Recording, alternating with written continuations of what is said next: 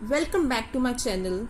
In this video, I will be teaching you geography of class 7th. In this video, I will be covering topic measuring distance with scale on page number 6. Most important use of the scale on the map is measuring and calculating distances. मतलब हम map में किसी भी जगह का distance को बहुत easily calculate कर सकते हैं with the help of scale. To find the distance on the map one may use ruler, a divider और अ पीस ऑफ ट्विन। मतलब अगर तुमने किसी एरिया का, किसी जगह का डिस्टेंस को कैलकुलेट करना है तो हम 3 मेथड्स लगा के कैलकुलेट कर सकते हैं। पहला क्या है, हम रूरल मेथड लगा सकते हैं स्केल के थ्रू, एक डिवाइडर के थ्रू लगा सकते हैं, ये है डिवाइडर, एंड ट्विन के थ्रू। ट्विन मतलब आता है धागा, धागे थ्रेड के थ्रू भी हम अपना डिस्टेंस को कैलकुलेट कर सकते हैं। Selection of tool will depend upon the distance to be measured.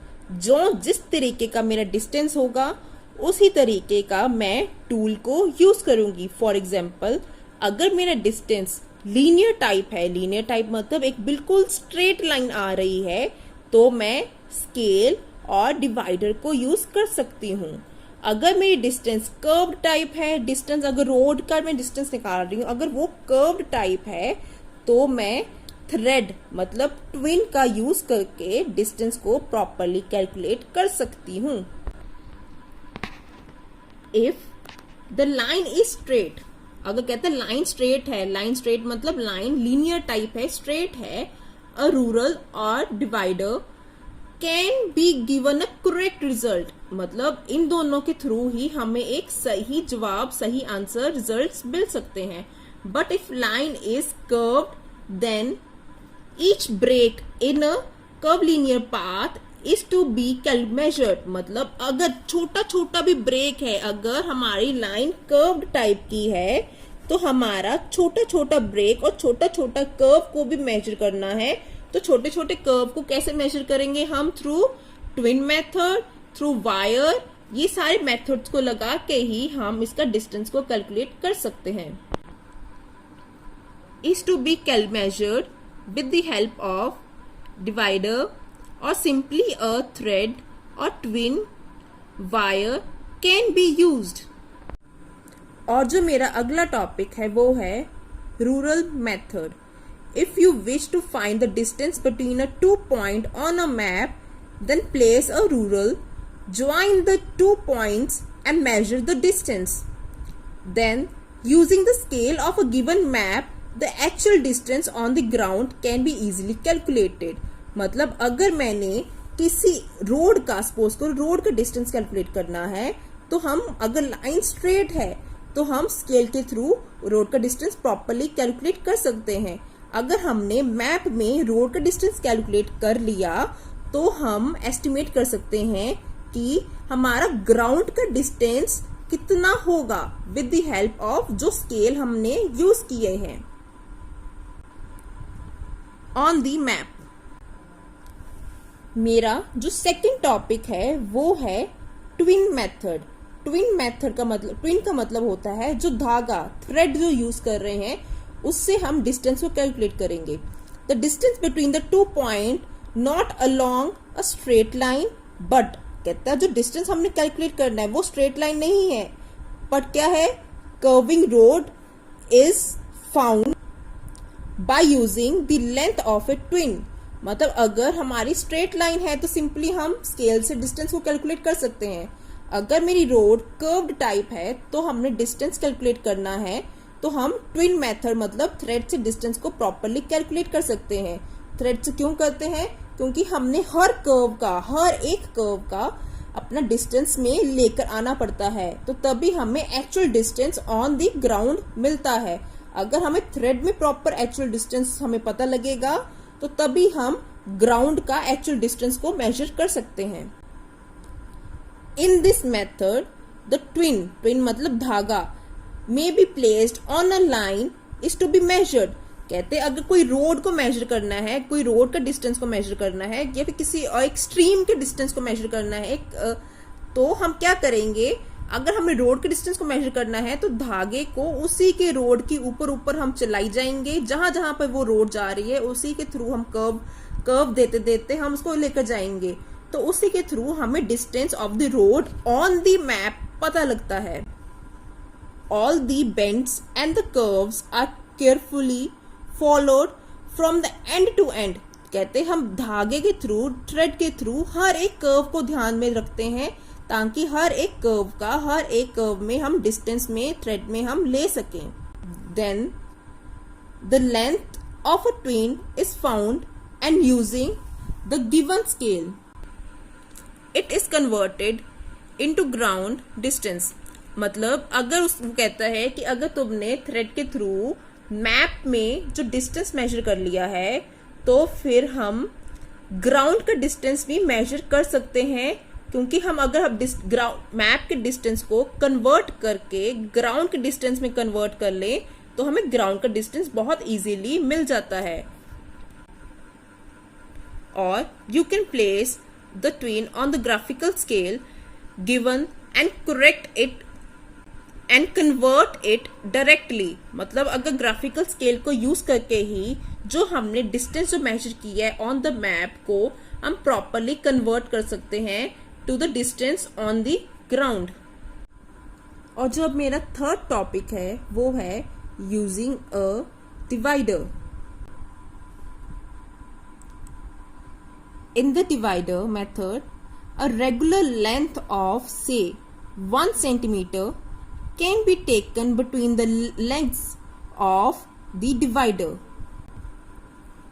Place the divider at the beginning of the line, then follow the curved line by turning it continuously. मतलब हम ये divider है, ये divider के through ही properly distance को calculate कर सकते हैं। डिवाइडर का जो फर्स्ट निब है, ये फर्स्ट निब को हम अपने स्टार्टिंग पॉइंट पे रखते हैं और उसकी जो सेकंड निब है वो सेकंड एंडिंग पॉइंट पे रखते हैं। दैट मीन्स उसके जो डिवाइडर के जो 2 लेग्स है वो मेरे डिस्टेंस के इन बिटवीन रहते हैं। Then we count the number of turns. कहते हैं अगर आपने पॉइंट तो कर लिया, पॉइंट करने के बाद आप नंबर ऑफ टर्न्स काउंट करो। टर्न्स मतलब कितने आपको कर्व्स आ रही हैं, कितने टर्न्स आ रही हैं वो काउंट करो। To find the map length, उससे क्या होगा, आप अगर टर्न्स को भी आप काउंट करोगे और लेंथ को प्रॉपर काउंट करोगे तो आप मैप के लेंथ को काउंट कर लोगे। अगर आप मैप के लेंथ को काउंट कर लोगे तो मैप के लेंथ को आप कन्वर्ट करके आप ग्राउंड के लेंथ को प्रॉपरली निकाल सकते हो with the help of using scale. जैसे कि अगर उसने स्केल को यूज किया होगा, कोई मेजर यूज किया होगा, तो हम उसमें कन्वर्जन करके प्रॉपरली डिस्टेंस को कैलकुलेट कर सकते हैं बाय यूजिंग डिवाइडर्स। अब एक एग्जांपल लेके चलते हैं। Suppose the reading of a distance on a map is measured as 3 centimeter। मतलब अगर उसने ये डिवाइडर के थ्रू डिस्टेंस को मेजर किया वो है 3 centimetre and the cartographer use the scale. Cartographer ने अपने टोपोग्राफिकल शीट में जो स्केल यूज किया है वो 1 ratio 1 lakh। In this case the actual distance between the two places will be 3 into 1 lakh centimeter is equals to 3 lakh centimeter is equals to 3 kilometer। मतलब जो मेरा डिस्टेंस ऑन द स्केल जो आया था वो आया था 3 सेंटीमीटर। 3 सेंटीमीटर के थ्रू मैंने कन्वर्जन की है, ये कन्वर्जन है, ठीक है। तो 3 के साथ मल्टीप्लाई कर दिया 1 लाख को, तो मेरा आ गया 3 लाख सेंटीमीटर। जो डिस्टेंस आया है वो मेरा आया है ग्राउंड का डिस्टेंस। बेटा जी मैं आपको पहले बता दूं, ये जो मेरा डिस्टेंस था ये मेरा डिस्टेंस था मैप का डिस्टेंस, ये मेरा जो टोपोग्राफिकल शीट का मैप का डिस्टेंस है। वेयर एज जो कन्वर्ट करके मल्टीप्लाई बाय 1 लाख किया है तो ये मेरा डिस्टेंस आया है ग्राउंड का डिस्टेंस जो एक्चुअल ग्राउंड का हम टोपोग्राफी शीट में हमने रिप्रेजेंट किया है इज इक्वल्स टू 3 किलोमीटर.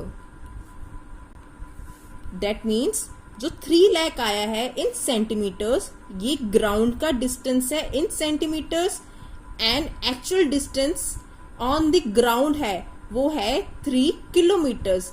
ये मैंने डिवाइडर के थ्रू बड़े एरिया को छोटे एरिया में कन्वर्ट कर लिया है. स्टूडेंट्स, अगला जो मेरा टॉपिक है वो है सिंबल्स. टोपोग्राफिकल शीट में सिंबल्स का बहुत इंपॉर्टेंट रोल है.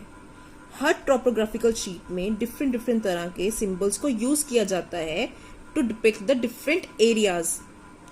हर मैप में सेम सिंबल्स नहीं होंगे, डिफरेंट सिंबल्स को लिखा जाएगा. Before studying this concept, let us see what are those symbols. Students, these are the various symbols जो हम यूज करेंगे in our topographical sheets. अगर किसी बच्चे को कोई भी सिंबल के बारे में नहीं पता होगा तो वो टोपोग्राफिकल शीट्स को प्रॉपरली रीड कभी भी नहीं कर पाएगा. So, these symbols plays an important role when we are studying the concept of symbols in the topographical sheet. Before studying each symbol in detail, let us study what is symbols. Symbols used on a map are different in each other. So, their meaning and their interpretation also changes. मतलब हर map में different तरह के symbols use करते हैं और जिस symbols के कारण हर टोपोग्राफिकल शीट का जो मीनिंग जो होते हैं वो चेंज होता जाता है. फॉर एग्जाम्पल, ऑरेंज कलर और a triangular shape can be used for depicting a copper producing area. मतलब ऑरेंज कलर हो टोपोग्राफिकल शीट में या फिर कोई ट्रायंगुलर एरिया हो तो हम पढ़ सकते हैं कि इस एरिया में कॉपर की प्रोडक्शन हो रही है. But the same can be used for depicting the maize production area in some other map. पर कुछ मैप में वही maize production के बारे में भी बताया जा सकता है. To maintain consistency and compatibility among all the map and the map user, symbols for different features were fixed and they were universally accepted. मतलब in order to avoid the confusion को अवॉइड करने के लिए जो cartographers होते हैं तो उन्होंने सिंबल्स को पहले ही बना के रखा होता है ताकि जो मैप रीडर होते हैं, मैप को पढ़ने वाले जो होते हैं या फिर जो टोपोग्राफिकल रीडर जो होते हैं उनको कोई प्रॉब्लम ना आए, कोई कंफ्यूजन ना आए. और तभी उन्होंने कुछ सिंबल्स को यूनिवर्सली एक्सेप्टेड रखा हुआ है. यूनिवर्सली एक्सेप्टेड मतलब हर जगह पे वही सिंबल्स का वही मीनिंग होता है. एरिया वाइज एरिया का सिंबल्स की मीनिंग चेंज नहीं होता, सेम मीनिंग चलता है. For example, this symbol always tell that there is a mandir nearby. This symbol will always tell that there is a church. This symbol always tell that there is a fort. TO stand for post office. TO stand for telegram office. मतलब ये जो symbols हैं वो universally accepted है और ये change नहीं होते हमेशा. अब जो मेरा नेक्स्ट टॉपिक है वो है कलर सिंबल्स. अब हमें पहले भी मैंने बता दिया है कि सिंबल्स का तो बहुत इंपॉर्टेंट रोल है, पर हर सिंबल का विद द कलर कॉम्बिनेशन का मीनिंग चेंज हो जाता है. फॉर एग्जाम्पल, अगर रेड कलर की डबल लाइन आती है तो हम देख सकते हैं कि ये मेटल्ड रोड है. और अगर ब्लू कलर की एक सिंगल लाइन आती है तो हम बता सकते हैं ये रिवर है. और वैसे ही अगर कोई ग्रीन कलर का एरिया होगा तो हम देख सकते हैं कि ये ओपन मिक्स्ड जंगल है. Over the long period of use, some colors have developed direct association with the certain object. मतलब कुछ ऑब्जेक्ट का कुछ कलर्स के साथ डायरेक्ट रिलेशनशिप होता है। For example, since our birth we have seen plants and trees in green colours. कहते हैं हमने अपने जन्म के टाइम से ही हमने देखा है कि जो प्लांट्स और जो ट्रीज होते हैं वो हमेशा ग्रीन कलर्स में होते हैं। So the moment we think of green, अगर कहते हैं जिस टाइम पे हमारे दिमाग में ग्रीन कलर का डिपिक्शन आती है तो हमारे दिमाग में हम यही सोचते हैं कि यहाँ पर एक वेजिटेशन होती होगी, कोई खेती बाड़ी होती होगी। First thing that comes into our mind is vegetation. जिस टाइम पे हम ग्रीन कलर के बारे में सोचते हैं तो हमारे दिमाग में वेजिटेशन का ख्याल आता है। Thus colour association and conventions were fixed for the topographical map और सिमिलर पैटर्न। जैसे कि हमारे सिंबल्स फिक्स्ड होते हैं टॉपोग्राफिकल मैप में, वैसे ही हमारे कलर्स भी बिल्कुल फिक्स्ड रहते हैं, वो सिमिलर रहते हैं, वो चेंज नहीं होते। These are also called as colour convention. इनको हम कलर कन्वेंशन भी बताते हैं, बोल सकते हैं। क्यों बोलते हैं? क्योंकि हम कलर्स के थ्रू ही वेरियस चीजों के बारे में पता लग सकता है। जैसे कि यहाँ पर ब्लू कलर है, ब्लू कलर से हमें पता लग रहा है कि यहाँ पर कोई एक वाटर बॉडीज है। ग्रीन कलर से हमें पता लग रहा है कि वेजिटेशन है, वेयर एज येलो कलर से हमें पता लग रहा है कि डेजर्टेड एरियाज है, and so on. Some conventional colors conventions used on a topographical map are blue for water। जैसे मैंने यहाँ पे बताया था, ब्लू कलर किसके लिए? तो वाटर बॉडीज के लिए। लाइक जहां पे भी रिवर्स होगा, सीज होगा, ओशंस होगा, तो वो ब्लू कलर से हम डिपिक्ट करेंगे। Brown for mountains, plateaus and hill. Brown colour से हम हमेशा माउंटेन्स, प्लेट्यूज एंड हिल्स को ही डिपिक्ट करते हैं। Yellow for desert and green for all types of vegetation. Yellow हम किसके लिए बताते हैं कि डेजर्टेड एरिया है, और ग्रीन से हम क्या बताते हैं कि ये वेजिटेशन एरिया है, यहाँ पर कल्टीवेशन हो सकती है। विद दिस आई होप आपको सिंबल्स के बारे में और कलर्स की इंपॉर्टेंस के बारे में पता लग गया होगा कि हमारे सिंबल्स का और कलर्स का कितना इंपॉर्टेंट रोल प्ले करता है इन आवर टॉपोग्राफिकल शीट। अगर किसी टॉपोग्राफिकल रीडर को कलर्स एंड सिंबल्स के बारे में नहीं पता होगा तो वो कभी भी टॉपोग्राफिकल मैप को रीड कभी भी नहीं कर पाएगा। स्टूडेंट्स, आज का जो हमारा टॉपिक है वो है relief symbols. Before studying the relief symbols, let us discuss what is relief. Relief is a difference in the height between the highest point and the lowest point on the landscape। मतलब हम height को major करते हैं कहाँ से? एक highest point से और एक लोवेस्ट पॉइंट से। लोवेस्ट पॉइंट आ गया सी लेवल और हाईएस्ट पॉइंट आ गया माउंटेन। हम उसकी हाइट को मेजर करते हैं, माउंटेन्स की हाइट्स को मेजर करते हैं अबव द सी लेवल से।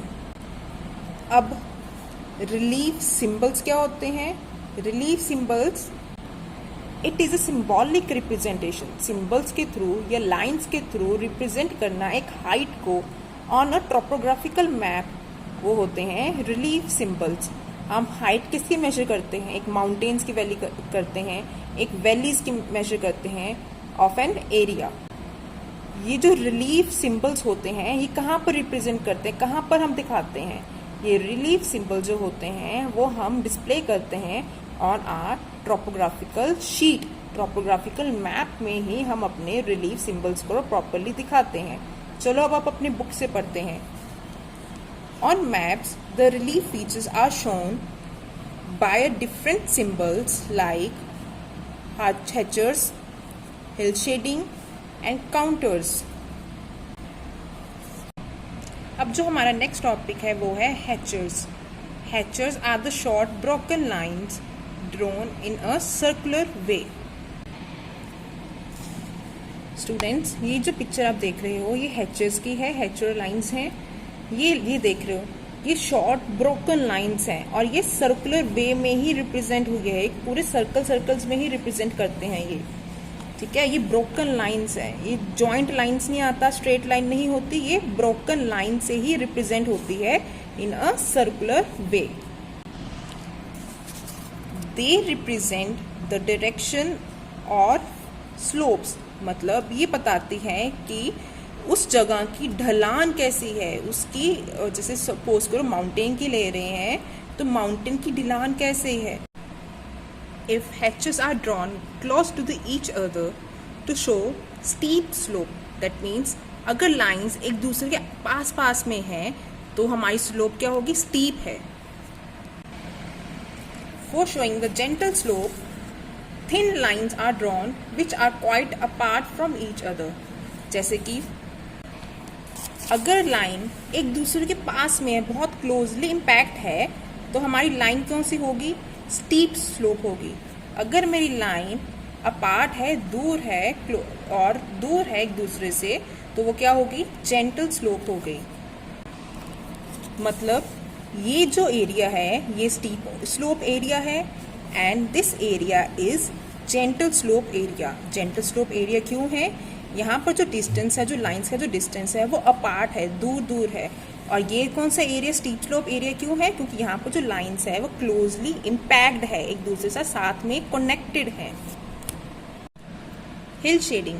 हिल shading is used to show the difference in the height. It is drawn in the different shades of brown colour.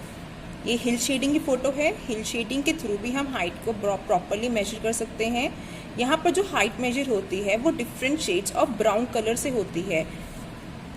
A light shade is used for showing the lower height, whereas the dark shade is used to show the higher height or altitude. जहाँ जहाँ lighter shades होंगे brown colour के, वहाँ पर क्या होगी, lower height, मतलब वहाँ पर हाइट कम होगी. जहाँ पर darker shades of brown colour होंगे वहाँ पर क्या होगी, हाइट ज़्यादा होगी. मतलब लाइटर एरिया में, lighter shades of brown colour में हाइट कम होगी, और जहाँ पर ब्राउन कलर का ज़्यादा शेड्स होंगे, डार्क ब्राउन एरिया होगा, वहाँ पर हाइट ज़्यादा होगी. और जो मेरा नेक्स्ट टॉपिक है वो है काउंटूर्स.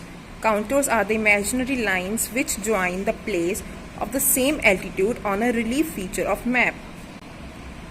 दैट मीन्स हम काउंटूर्स के थ्रू भी एल्टीट्यूड मतलब हाइट को मेजर कर सकते हैं, और इसमें भी हाइट को हम मेजर करते हैं with the help of lines, जो lines होती हैं in brown in colors. These lines are drawn at the regular interval, for example at 10 meter, 20 meter और 100 meter interval. ये जो lines होती हैं proper interval मतलब proper एक gap के बाद ही आती हैं. 10-10 मीटर के गैप के बाद आएगी, 20-20 मीटर के गैप के बाद आएगी, या 100 मीटर के गैप के बाद आएगी. In the topographical map, they are marked with a brown color. Topographical sheets में जो maps होते हैं उसमें वे कैसे रिप्रेजेंट होते हैं, ये रिप्रेजेंट होते हैं ब्राउन कलर से. For the convenience of the calculation, the contour lines after the 4 or 5 lines is darker and thick. Students, ये जो आप फोटो देख रहे हो ये काउंटूर्स की है. बेसिकली जो काउंटूर्स होते हैं वो ब्राउन इन कलर होते हैं, और ये काउंटर्स के थ्रू ही हम हाइट को मेजर कर सकते हैं अबव द सी लेवल. ये जो लाइंस होती हैं after the every interval, her interval के बाद, इक्वल इंटरवल्स के बाद ही होती हैं, तब भी ये जो लाइंस है इक्वल पैटर्न में है. जैसे कि एग्जांपल हर इंटरवल 10 मीटर, 20 मीटर और 100 मीटर, ये हर इंटरवल के बाद, सेम इंटरवल के बाद ही आती हैं. यहाँ पर जो हाइट्स होती हैं पहले ही, यहाँ पर जो हाइट्स होती हैं, ये जो वैल्यूज़ हैं, ये पहले ही प्रीडिटरमाइन होती हैं, पहले ही मेंशन की गई होती हैं. जैसे कि यहाँ पर है 600, यहाँ पर है 500, देन 100 एंड सो ऑन. एक काउंटर दूसरे काउंटर से कभी इंटरसेक्ट करके नहीं जाता, और ये कभी भी एक काउंटर दूसरे काउंटर से कभी भी टच नहीं होता. Sometimes only these lines have their values, and through their intermediate lines we can calculate the interval of the contours. They may join or touch each other, but two contours will never cross each other in a map. मैंने पहले ही बता दिया है कि ये जो counters होते हैं, ये जो काउंटर्स होते हैं इक्वल इंटरवल में होते हैं, और यहाँ पे हर काउंटर्स के ऊपर एक हाइट या वैल्यूज को मेंशन किया गया होता है. एक काउंटर्स दूसरे काउंटर से कभी भी इंटरसेक्ट या क्रॉस करके नहीं जाते. अब जो मेरा इस चैप्टर का लास्ट टॉपिक है वो है conventional symbols.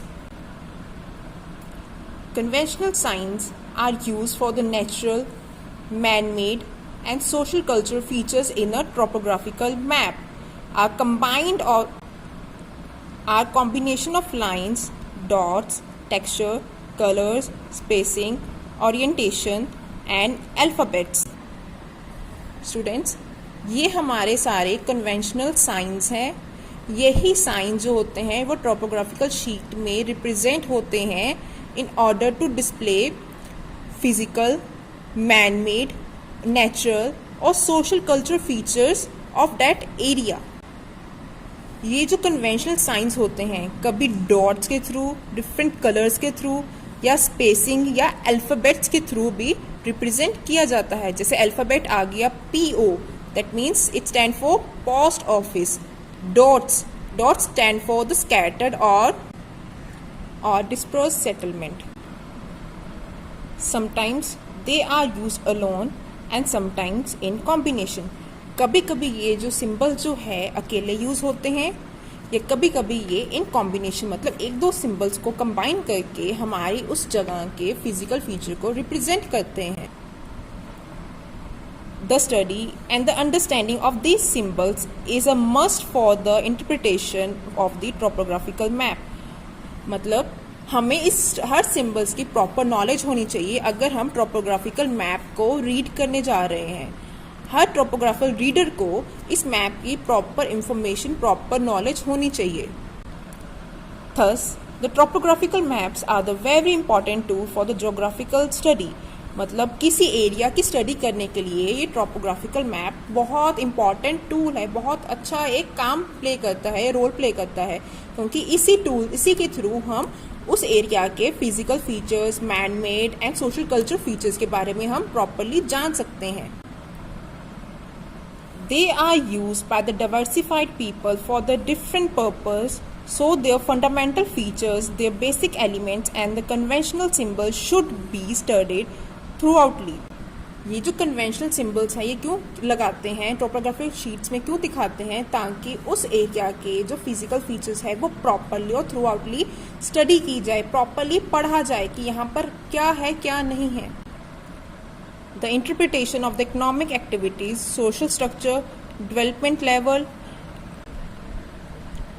drainage and the settlement pattern, slope and the gradient calculation, distance measurement and the overall study of the topographical map will be explained in the next chapter. ये सारा जो content है वो हम एक नेक्स्ट चैप्टर में पढ़ेंगे in detail. That means हम नेक्स्ट चैप्टर में economic activities and social cultural activities के बारे में पढ़ेंगे. उस रोड की कैलकुलेशंस करनी सीखेंगे, स्लोप कैसे मेजर करते हैं, रोड का डिस्टेंस कैसे कैलकुलेट करते हैं इन दी टॉपोग्राफिकल मैप में. Thank you.